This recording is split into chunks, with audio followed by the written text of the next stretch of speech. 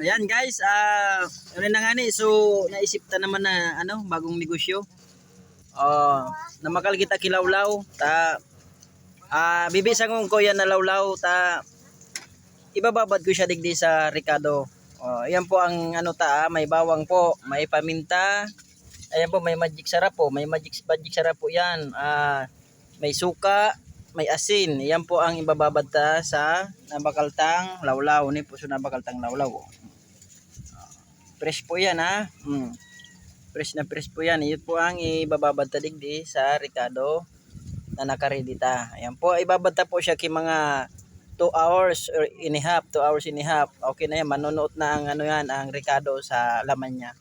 So yan guys, so gusto po mag-order po, mag-PM na lang po sa kuya ta nganing ma-reservahan ko kamo kay bisang na lawlaw. Ayan po thank you for watching guys.